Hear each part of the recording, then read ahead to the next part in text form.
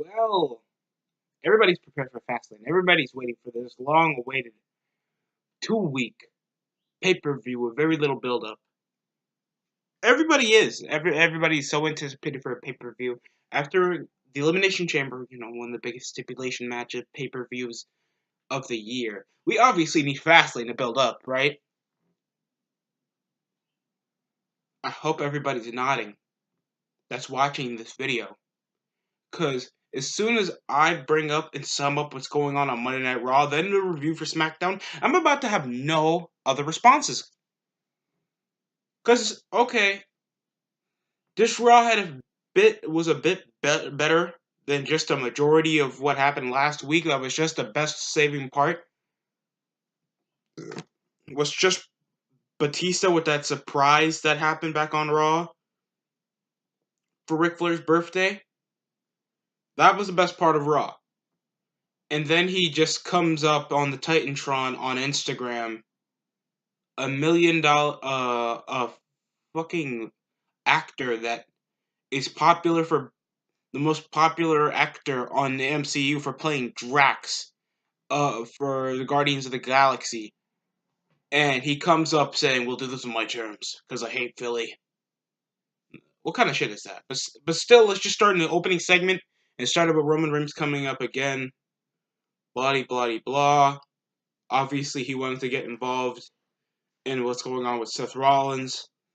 Seth Rollins came out and he was just saying that he has full support. Blah, blah, blah. What happens? Well, there's a lot of friendly crap. It went decent segment until Roman Reigns just ruined it by just saying that instead of a title that he barely even won, Seth Rollins even brung up straight.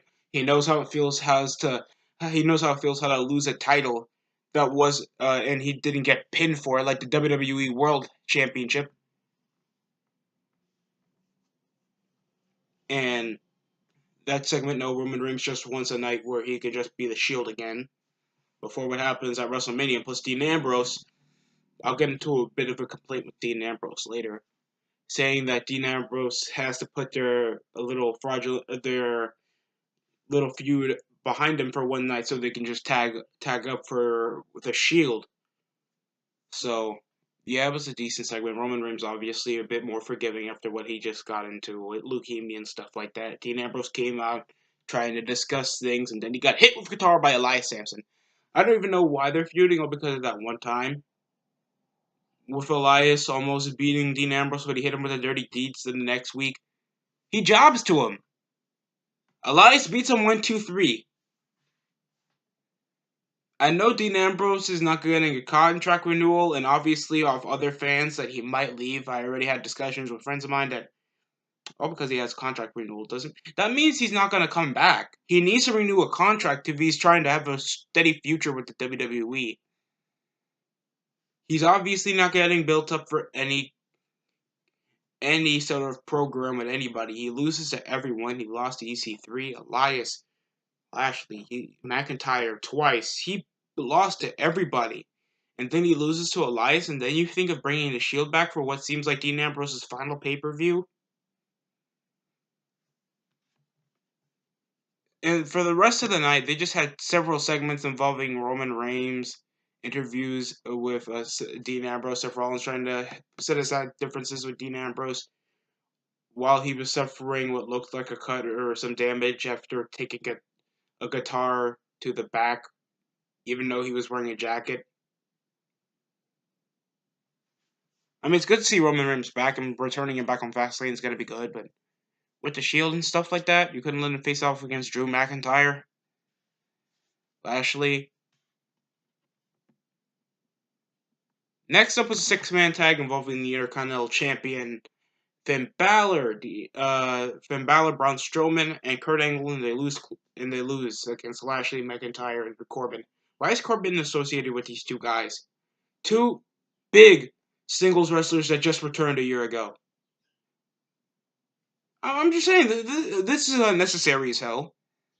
McIntyre should be holding the Universal title or the Intercontinental. Lashley should be feuding with Lesnar or Strowman right now. But they're still issued on trying to piss off Finn Balor. Corbin is still messing around with Strowman even though he lost twice to him on pay-per-view. No, he beat him. I think he beat him in Elimination Chamber. But still, there's no need for this feud to continue. And I have to see another six-man tag. I don't want to see Corbin McIntyre and Bobby Lashley tagged up if they have no other coherent reason. If it's obviously not ruining Strowman's career. And Lashley just, instead of trying to ask for a rematch for the Intercontinental title, put build up on that for at least WrestleMania. If you want to build up Finn Balor as a good Intercontinental champion, you let him beat him on in a six-man tag. That obviously builds up a lot of character, right? It was a decent six-man tag, suplexes. Strowman doing what he does best, just run out off the ring and just do a lot of shoulder tackles. This was decent, but obviously nobody wants to see these guys tag up again. There needs to be a six-man tag that makes a bit more sense, or at least what looks more exciting. Even if they wanted to do the six-man tag, put it in the main event. There's no need for this. Obviously, if you have people like Balor, Strowman, and I know I ragged on some of the roster before. It's like there's a difference between a star power roster and a potential roster, and a potential roster isn't good enough for me. I need a good roster. You have McIntyre, Lashley, Balor, Strowman, Elias, Roman Reigns, Seth Rollins. You have a lot of good talent. The company just doesn't know how to utilize these assholes, and it's sad, really. That's why I have such a gripe. You have so much potential that could be tapped and can put WWE to that pedestal that they used to be held at. But thanks to this PG demographic and obviously a limited writing crew that obviously lack creativity, there's going to be none of this. And you're going to be seeing like six-man tags every week. You're not going to be seeing handicap matches, street fights. You're not going to be seeing first blood matches anymore, obviously. Steel cage matches that might be exciting to see on Raw. Some stuff that's going to be exciting to watch on a 3-hour show. You obviously want to see bigger stipulations with bigger, compelling feuds and stories. That's just how I want to go with it. Yeah, Corbin, off what happened with Leo Rush involvement in the match, it costed Finn Balor to get pinned off a spear by Lashley, and it gets the 1-2-3. I don't even know why Kurt Angle was there, all because of what happened with Corbin.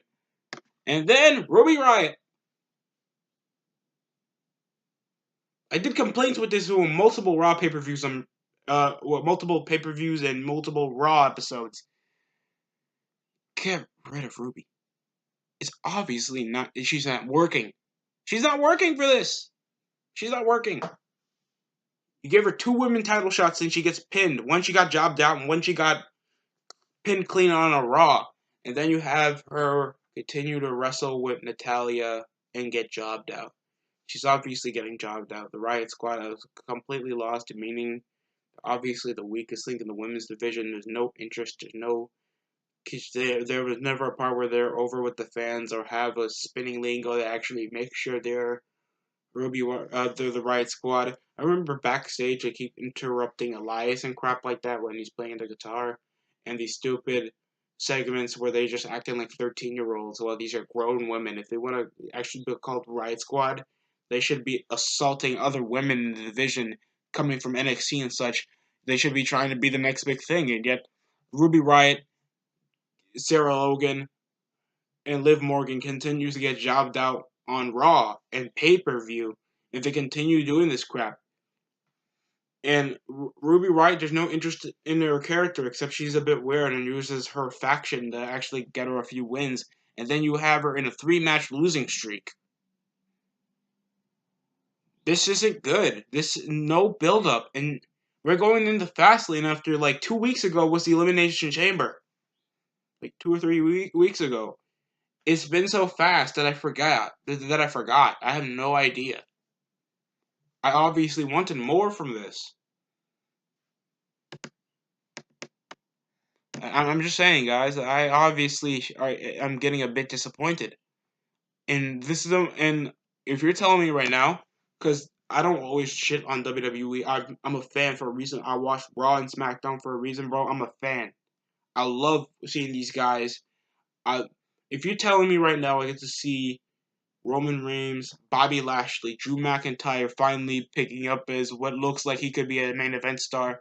If I'm seeing Triple H face off against returning Batista back a few years ago, I can see Goldberg versus Brock Lesnar again. Bro, you have me hooked for life. But the way WWE builds it up, I don't have any reason to watch it. How the way they can build up pay-per-view after pay-per-view, how they can just make trailer after trailer, how obviously they have no way of building up major stars except they have to do a pay-per-view there, they have to do a pay-per-view there. They don't have to do a pay-per-view every month. The Fastlane starts March 10th. That's Sunday. We just had fucking Elimination Chamber just 2 weeks prior. And then a few weeks before that was the Royal Rumble. That's 3 pay-per-views before the WrestleMania. You can't take off a pay-per-view off the schedule coming March to build up your biggest pay-per-view come April. That's obviously going to get you a lot of buys. And plus, WrestleMania for the past few years has been like more than 4 hours of content. Plus TakeOver. Do you obviously want people to sum up back? You know how hard it's going to be for people to recap what's happened over the road to WrestleMania? I'm just saying. Next up was a segment involving obviously the complaint I already said about Batista saying he hates Philly. Bryce Harper joined the Phillies. Fuck you. And stuff like that. He obviously wanted to go to Pittsburgh, even though Fastlane will be in Cleveland. So obviously, yeah. Let's just go for it. It's gonna be stupid. It Triple H tried to go for a work shoot promo where he was trying to say, "This is the real me. This is the real me talking." Even though I'm still doing the dramatic voice and crap. This is the real me, Dave. Yeah, your name is David. Yeah. Yeah, Richard. Never call Ric Flair Richard. You're not his wife. What kind of crap is that? I know Triple H Batista known him for a long time. Maybe he could call him like Rick or something like that. Just call him Flair. I don't care. This is a weird promo. Obviously, this was supposed to be a highly personal promo because Ric Flair, back in the day, was Triple H's mentor when he was World Heavyweight Champion and stuff like that. Evolution, a lot of mentor shit to get Triple H where he is today and crap. I didn't care. I didn't care unless Triple H was in the ring with Batista. This segment meant nothing to me just to see Triple H waste airtime. If they wanted to, they could have just let that woman that been interviewing nearly half the roster come on Monday Night Raw to just ask Triple H, what is your feelings to what happened last week on Monday Night Raw with Batista assaulting Ric Flair in his 70th birthday? Stuff like that to build up tension for a pay-per-view. And obviously, before Triple H even entered the ring, a couple of minutes prior, Batista already said that he's not even entering the arena all because he hates Philly.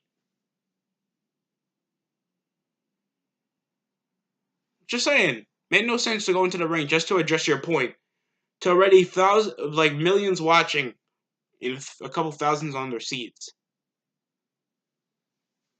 Oh, by the way, a bit of sad news. I really didn't want to say this. King Kong Bundy passed. I am. Oh wow. Still, we are just in this kill list of legends. A lot of great legends have just passed. 61-year-old King Kong Bundy has just passed. That's a heart. That's heart, and that's heartening for rest in peace to loved ones that know this guy. Obviously, I'm on the generation where I'm seeing King Kong Bundy on live entertainment of wrestling back in the day, but any person that's obviously caused a major impact in them and one of the successful times for WWE, WWF, whatever they were called, it's still a major passing. Plus, Tori Wilson has made it to the Hall of Fame, so that's a plus, I guess.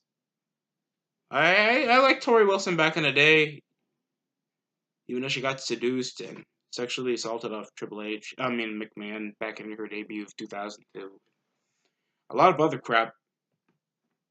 that I don't want to remember. She's still one like she's been in entertaining stuff, and as much as like WWE dishearteningly hates the moment of women's wrestling back in the day when it was literally just eye candy, especially on SmackDown. It's just there's still women that made people watch, other than this generation. Next up, we had Heavy Machinery in a gauntlet match, and this came from backstage with the Ascension that should be fired, the B Squad, that's the B team that still exists, Zack Ryder and Kurt Hawkins that continue to lose.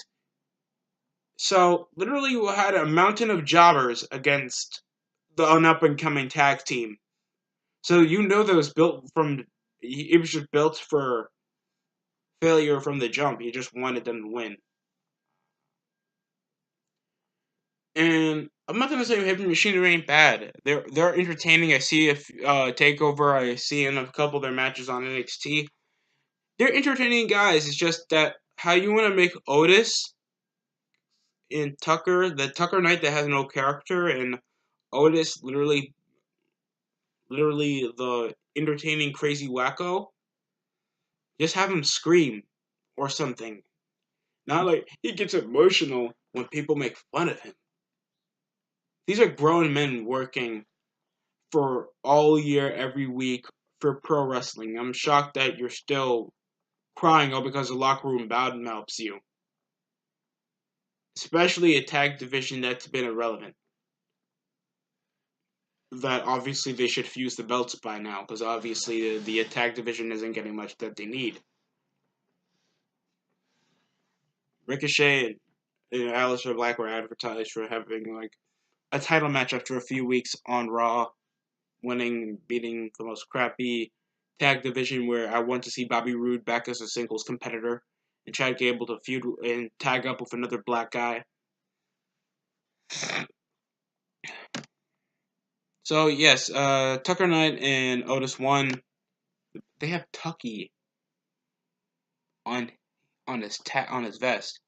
They're a good tag team. They had some good moves. They had some good slams. Otis is pretty good, except his offense is crap. The way he flails on guys is not good enough for me. I needed more slams instead of just trying to punch. But their tag team moves are pretty good and smooth. And Otis is incredible. He's really entertaining in the ring. I just hope for backstage segments they have better stuff for him. And it was a gauntlet match too, so sadly these guys had to rush to overtime. Next up was Dean Ambrose against Elias. Mid fun of Philly, trying to get cheap heat. Obviously, he's just a bit of Mick Foley, but heel and a guitar. Literally it.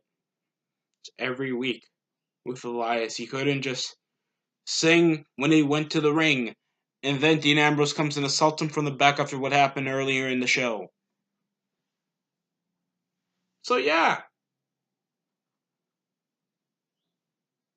it was just segment building up. Dean Ambrose getting concerning over his injury and putting his past behind him after what happened with Roman Reigns and leukemia and shit like that. Bloody, bloody, bloody, blah. We just wanted to see Dean Ambrose get jobbed. He got jobbed against Elias. This lunatic fringe loses every week and doesn't use any other unique tactic to win. Obviously, because his contract is getting renewed, and obviously not that interesting anymore. Dean Ambrose don't have a just down look. He got bigger, but he doesn't have much of a mic skill anymore. He's acting like a whiny bitch right now, and he's been losing every week. It's good to see a bit of the Shield back, but still, I don't care. Dean Ambrose got jobbed, and this didn't prove a point. Except when the Shield came up and helped out after Salt,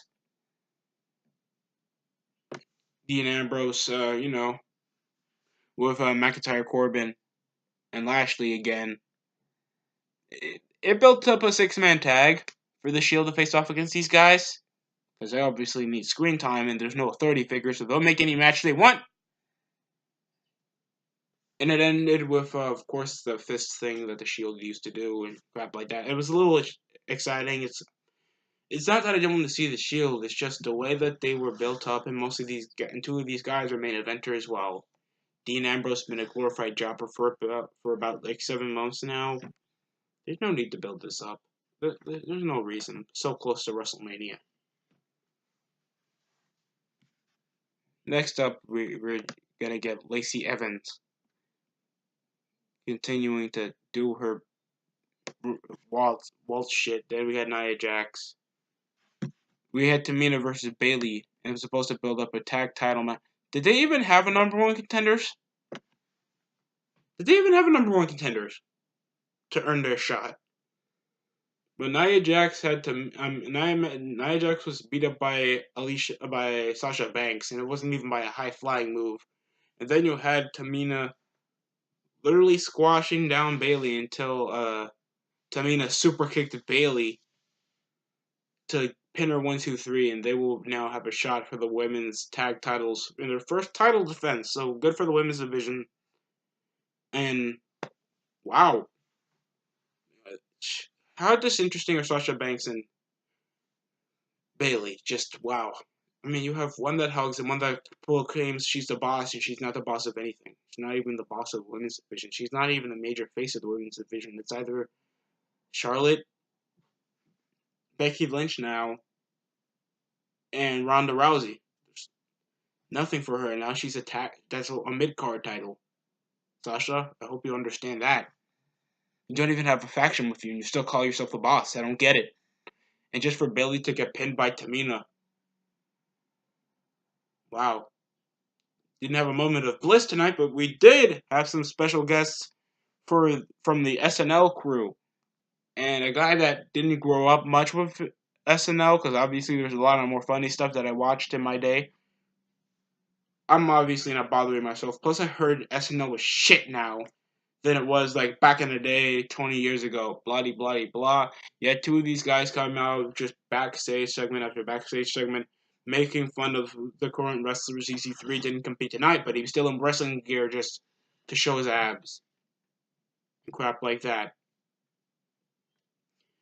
And then Strowman came after losing his tag match. He said, "You go next time." Plus, is any of this stuff real? And obviously, somebody got triggered. Strowman got triggered and held him up to a wall for at least till commercial break. Plus, there was a lot of ad transitions come commercial break. Just live on Monday Night Raw, live on Monday Night Raw, live on. Shut the fuck up. And it's boss time. I want to slit fucking Michael Cole's throat with something hard, sharp. Pause. But so we went. Then he let go of him. There'll be guests on WrestleMania. So obviously that's the least of our issues. But still, the one-on-one match was so unnecessary. I'm sick of them building up matches instead of like Sasha Banks and Bayley proving themselves as tag team champions by beating another random tag team by the women's division. Thanks, they don't have a women's division. If they wanted to make a mid-card title, I'd be okay with it. They didn't have to make a tag title. That doesn't make a difference. Especially while there's rarely any women. They could have gave it to the Riot Squad, or they could have gave it to the Iconics. But they gave it to Sasha Banks and Bayley so they can be relevant. Plus, they were the most popular women on NXT at the time. And plus, Tamina and Nia Jax can't wrestle a shit ton, so they couldn't have a tag match. So they just had Tamina beat Bayley clean. Literally it. Next up was involving goddamn Aleister Black and Ricochet versus the Revival for the tag titles. I think one of them shaved. Dash Wilder? One of them shaved. It was weird. It was weird because you see the Revival with beards all the time. It was an alright tag match. Aleister Black and Ricochet are incredible athletes. They don't have much of a character. They're still coming from NXT. They still have the NXT graphic on them because they still compete there. If they somehow get a tag title shot, what happened with Chad Gable and fucking Bobby Roode, and they said something about automatic title shots, and they disrupted the match. It was going alright. There were some good, smooth transitions. I still love the Revival. I just wish they had more personality than just saying they just like old school wrestling and stuff like that. They're a good brainbuster ripoff but they just need more for character. They're not Arn Anderson and the other guy. They're just not them. They don't have that face value. They don't have that screen time. If they just had a bit more character, the Revival could be the most popular tag team on Raw, but they're not. Nobody cares. And Chad Gable and Bobby Roode just came to interrupt their tag match and to start like assaulting one of the Revival so they can get a disqualification and the Revival could retain. So it's going to be a triple threat tag match. And what an awkward way of going with it, involving Ricochet and Aleister Black, the Revival, and then Bobby Roode and Chad Gable. So weird transition there. It was a decent match, but still, what a way to build it up. Could have just had the Revival just win them. They used cheap tactics to win, so obviously why would you just have them lose by disqualification and then have Bobby Roode and Chad Gable assault them? Next up was maybe my favorite segment, because Ronda Rousey obviously did not throw away the women's title. She just gave her a week to think about it. And after what Becky Lynch did and stuff like that, after getting arrested, assaulting the McMahons, they just give her a women's title a shot. Not the first time doing something retarded with the McMahon family or into a championship opportunity. So, what happened? Ronda doesn't give a fuck about the fans, obviously is insulted by the division, obviously insulted about what she's getting right now and how Charlotte just deals with it. She's a coward shit heel, so obviously she wasn't going to interact with Ronda Rousey. It's incredible. I love Ronda. She obviously cares about this business. She wants to be taken seriously, and yet she still thinks she's irrelevant. For the past couple weeks, she's been underutilized. And how they're just making Becky Lynch trying to think that she's Stone Cold Steve Austin, and just shoveled her right away by just Ronda Rousey beating the ever living shit piss out of Ronda Rousey was awesome. And just stomping on her face for good measure, it was awesome as well. Breaking her arm multiple times, breaking her leg, doing all vicious shit. I'll say, screw the woo, screw the man, and no Mrs. Nice Bitch. And it was just whack a muffin, stomping the shit out of Becky Lynch's leg and then beating the crap out of her. I don't know why you're still selling this injury that you got in the fucking house show. Because they said they're making house show moments relevant to the main roster while it's completely different. That's retarded. It makes no sense. Stop doing that. Local entertainment is different from, doing the shit in the Staples Center for a long storyline. And this is while Becky Lynch has to sign some stupid agreement so she didn't get sued and stuff like that. While Ronda was just running out like Goldberg, a mini Goldberg, wearing the jacket that's still not big for her, too big for her, and it's like, it was stupid. It was stupid, but it was still cool seeing Ronda back and doing crap that will get her screen time, because I like Ronda Rousey. And Fastlane, two plans just been changed. Instead of like the vacant women's title given to the winner in Fastlane, it'll just be the number. And instead of a number one contenders match for the winner in Fastlane, Charlotte just gifted this opportunity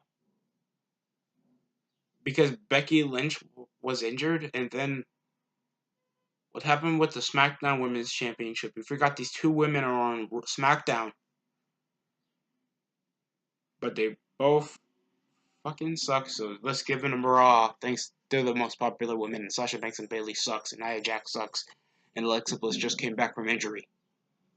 That's literally what they're telling me. And it ended with these women getting fucking Becky Lynch looking like she got pistol whipped, and ending Raw like that with Charlotte losing her goddamn mind and leaving. That's literally Raw. I give it a 5 out of 10 for at least having a better ending, and they obviously had better matches and a better segment. But other than that, the show still needs work. They still need to build up. I think Fastlane's going to be terrible. You don't need 2 extra pay-per-views to build it up. If you want to have the Elimination Chamber on February and then have just a break of a month, thanks you start WrestleMania in the start of April. Why the fuck? Okay, this Fastlane better be entertaining or at least have something surprising. That's what I'm betting on. Please, just make Fastlane entertaining. Thanks for watching, folks. I'm obviously not going to scream this draw could have been better, but a 5 out of 10 is worth it. It wasn't that bad. It wasn't that cringy. It didn't drag on, except some of the promos, but still, this could have been better. Hope you guys like this, and subscribe.